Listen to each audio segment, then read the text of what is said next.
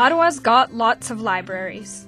Government libraries, university libraries, the public library, and more. The Kelly McGinnis Library may not be one you recognize, but it's got national importance. Kristen Shane took a look at its books on Saturday, and she's here to tell us why this library is so special. That's right, Pavan. The Kelly McGinnis Library is on the third floor of a plain grey building on Bank Street. And when I walked in, I thought it looked, well, like a library. There were shelves of books stacked to the ceiling in 2 small rooms. But when I took a closer look, I saw titles like Rainbow Boys and Coming Out. The library is filled with books written by or about gay, lesbian, bisexual, trans, two-spirited and queer people, the GLBTTQ community. And not only that, it's the largest of its kind in Canada with about 7,000 books. It's run by Pink Triangle Services, which is a non-profit group supporting Ottawa's queer community. So how did it get to be so full of books? Well, it wasn't always this way. I spoke to Tom Barnes, and he volunteers as the library's coordinator. He remembers what it was like when he started at Pink Triangle Services in 1986. We had one little tiny shelf of books back then, just above the secretary's desk. That's all it was.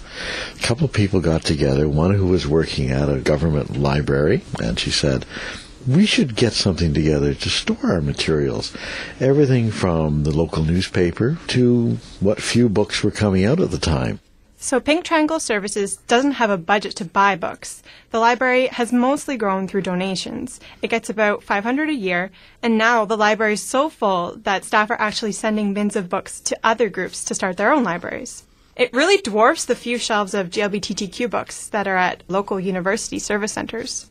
So you're saying it's a pretty useful resource? Right. When Tom Barnes came out in 86, he says gay men had to go to the Ottawa Women's Bookstore to find books about themselves. And I spoke to Claudia Vanden Heuvel, and she's the acting director of Pink Triangle Services. She's pretty proud of how things have changed.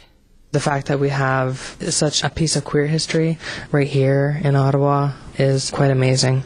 And the fact that we can look at the issues that were presented in the 70s and the 80s and the issues that are presented today with the more new books that we've been getting, and you can really see the difference in society, I think that's a really interesting thing. But after all these years, is there still a need for a separate GLBTTQ library? Well, the Kelly McGinnis Library uses the same cataloging system as the Ottawa Public Library, so technically they could merge. But Tom Barnes says that would get rid of a safe space.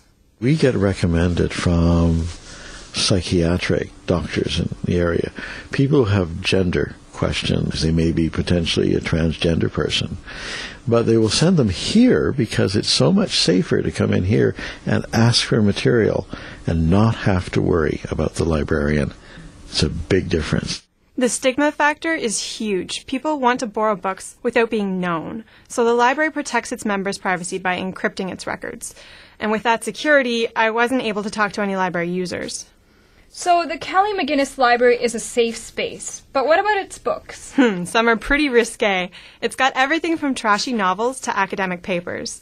And you might think a GLBTTQ library would be open to anything, but Tom Barnes says bringing in transgender material was pretty controversial. Some people that are connected with the library felt very uncomfortable that we should have anything to do with that. And I said, a library is not a point of restriction, it's a point of expansion.